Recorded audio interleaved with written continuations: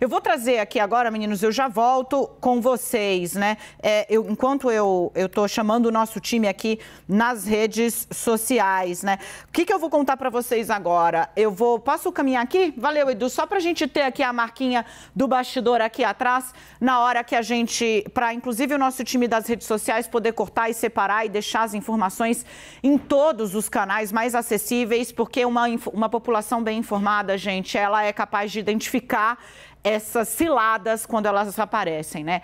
Os ministros do Supremo Tribunal Federal, obviamente, estavam atentos. A gente contou para vocês ontem aqui no CNN 360 que o Supremo Tribunal Federal estava acompanhando de muito perto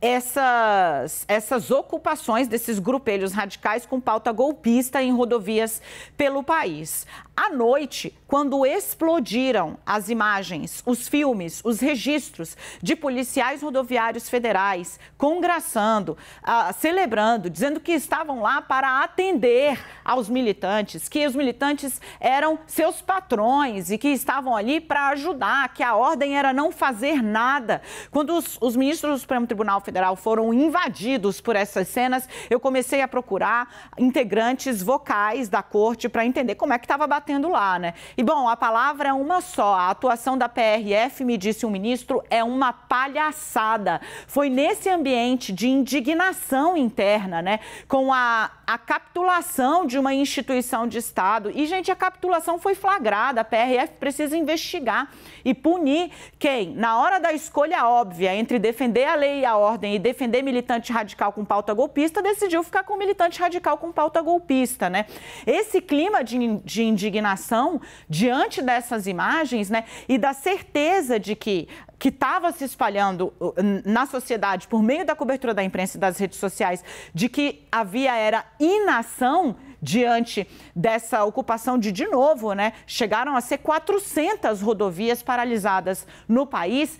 Gerou essa comoção interna dentro do Supremo, o que fez com que o ministro Alexandre de Moraes desse aquela decisão. E para vocês entenderem a articulação, como era uma coisa da corte e não do ministro, é uma pessoa que os bolsonaristas focam muito porque tem casos importantes, mas a reação foi da corte, porque tão logo o ministro deu a decisão, a ministra Rosa Weber, presidente do Supremo, colocou a decisão em julgamento no plenário e em 10 minutos...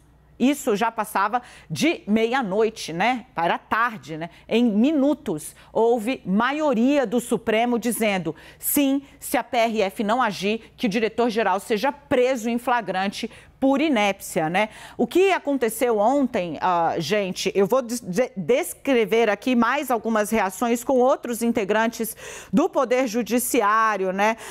O que eu ouvi mais cedo, né?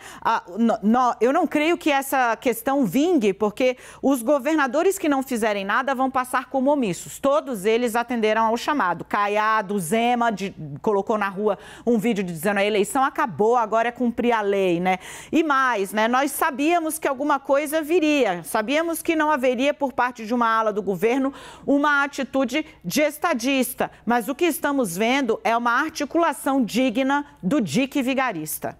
Ou seja, despertou dentro do judiciário a ideia de que, bom, tá na cara que se nada acontecer, vai ficar com cara de Republiqueta das Bananas, o que nós não somos. Foi esse clima de indignação que fez com que a reação do judiciário via Supremo, maioria do Supremo, fosse como ela foi, né? De dizer, olha, a polícia, né? Lei e ordem não é uma palavra, não são palavras ao acaso, né? Elas são os pilares da formação de qualquer força de defesa do Estado, não de governo.